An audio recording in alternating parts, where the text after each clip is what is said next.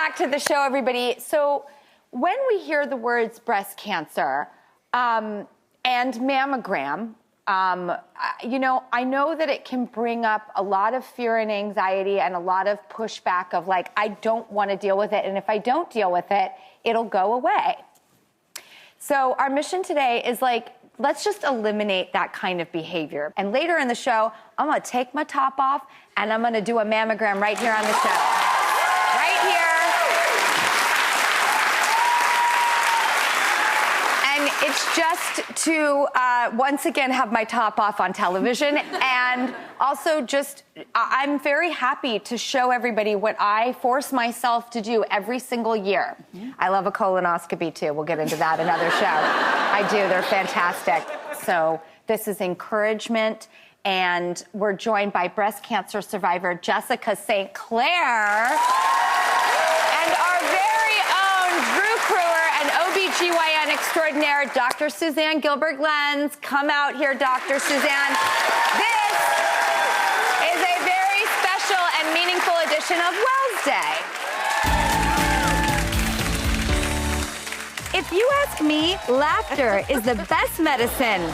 But I'm no doctor. That's why we've enlisted one of the most trusted OBGYNs in the country with over 2 decades of experience and even a book, Menopause Boot Camp. She's giving women everywhere the tools to reclaim their health journey. Please welcome Drew Barrymore, Dr. Suzanne Gilberg-Lenz.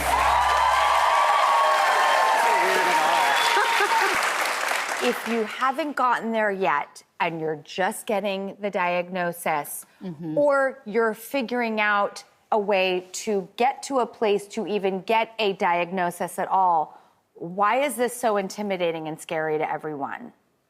I think one of the things is every single movie and TV show that is made about cancer, people die. So the first day I got diagnosed, I was like, what did Deborah Winger die of in Beach? Right. Here's the thing, don't Google it, we don't know. But that's not most people's story. And the wonderful thing about breast cancer, isn't that a weird thing to say? The wonderful thing is, if you find it soon enough, it won't kill you. You don't need your boobs. They can be gone, okay? But much like skin cancer, you have to find it. And for me, I was 38. I wasn't getting mammograms. Don't get me started on why it starts at 40. But if I hadn't found it, yeah, things would have been bad. But if you find it, it's okay. They got this down. How did you find it at 38 when we are kind of told start at 40? Okay, well, of course I wasn't doing the thing you're supposed to do in the shower. Self-check? I wasn't doing it. Dr. Suzanne's taught us all how to do that many times on the show. I now know how to self-check. Just like you have to floss, I wasn't doing it, okay? I'm also not flossing. But I was feeding my then 2-year-old Cheerios, and you know, after you breastfeed, your boobs are like an old athletic sock with a bunch of loose change at the end. They're nothing. They are not an entity anymore. And I don't know why I felt my own boob, and it was the size of a marble at that point. Really? When people breastfeed, their boobs are not their own. So a lot of the girls who I was with in chemo had just either had a baby or were breastfeeding. They weren't going to the OBGYN. I was like 6 months late for my appointment because I was like, you know, I'm not having sex. You know, why am I going to the OBGYN? Don't touch me, you know? So I found it and I called my OBGYN and she saw me immediately that day. I also can't stand when I hear people say, well, I called my doctor and they said they couldn't see me for a month. If that doctor won't see you, you call another doctor. There are a million doctors and you do not wait. It's not in our nature as women sometimes, I hate to make the generalization, to be aggressive like this, to demand our care be excellent, excellent. In this case, you have to be your own advocate. That's very well said. Why? Very well said. I'm screaming. I'm going to scream a lot. Why are so many young people being diagnosed, Dr. Suzanne? There's actually data recently showing that the rates of specifically breast cancer and colorectal cancers, gastric cancers as well, is on the rise in younger people. And it's very concerning. It's not exactly clear why. So that's important. And I think the other thing, though, is that people are a lot more self-aware. And I think there is a lot of conversation right now about self-advocacy, body positivity. People are touching themselves more, which is good. But screening still is so incredibly important. You know, I'm also a breast cancer survivor, and I also found my own breast cancer. And I put it off because I had things to do, you know. So there's the way our brains work, and we just have to remember to reconnect with our bodies, to reconnect with what's available to us, including our own power, because our voices are powerful. Is there a new screening that you have, Dr. Suzanne? No. So here's the deal. We have the screening we have. Mammograms are the screening. They should start at 40 for the average risk person. Ultrasounds can be added and should be added for people who have more dense breasts. And then there's also a very important online tool people can use. What? The Tyrer-Cuzick risk assessment tool. And if you have a greater than 20% lifetime risk of breast cancer, especially in the setting of very dense or extremely dense breasts, which means we can't see very much on your imaging, you may qualify for an MRI, if that makes sense. And I think a lot of people think it's just BRCA. Or I had this And myth. what is BRCA?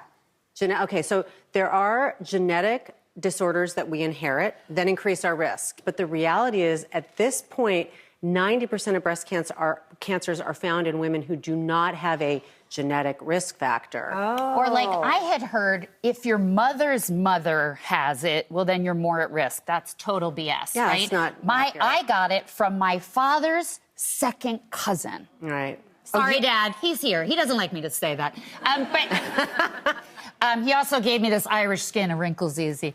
But I didn't know. I didn't know that it could come down that way. And I had this mutation of a gene that's not BRCA. It's called RAD51. They didn't know that until after I had breast cancer. Doesn't sound very rad to me. It wasn't. All right. Well, we have two women in our audience who have never had a mammogram before, and apparently are tentative, nervous, afraid, whatever you want to call it. Dawn and Morgan, will you please come join us on the couch?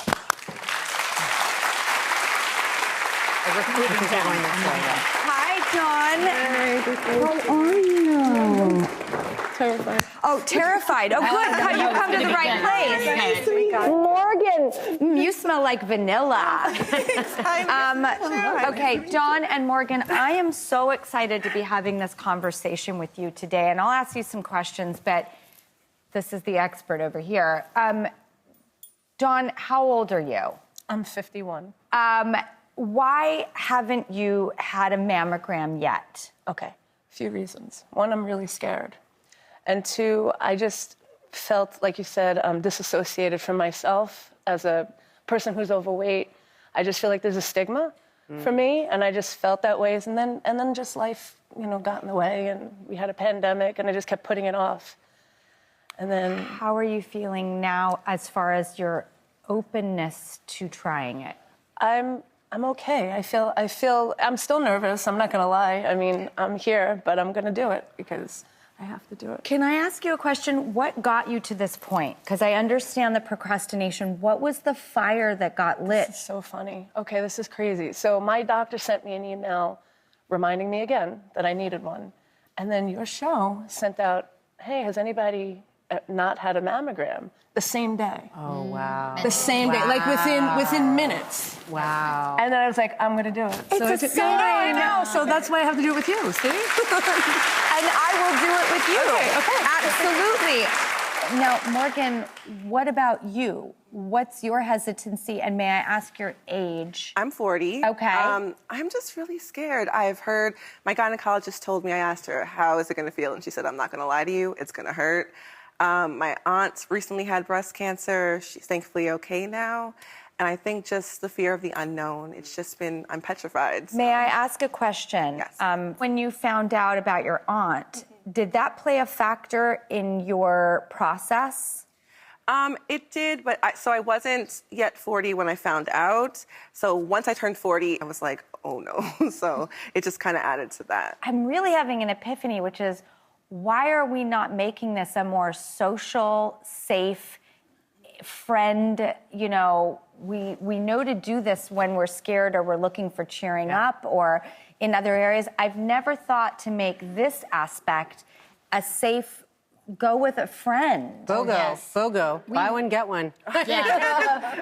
And then go get a drink after. Yeah. Do you know what I mean? Or get a pedicure. Like, have a date. Once a year we go. I'm serious. It's the most wonderful You're thing. starting a thing. By the way, I love making plans. I love being with my friends. I love making a little celebratory thing. Let's make a moment of this. Yeah. You're not alone. You're not scared. You have accountability. You got two people checking a calendar going, it's the date, and let's get a margarita and, you know, a manicure. Or get it before. Or get the margarita before. No, seriously. Okay, I'm going to go change or just take my clothes off, and then we're going to come back, and I can't wait for it.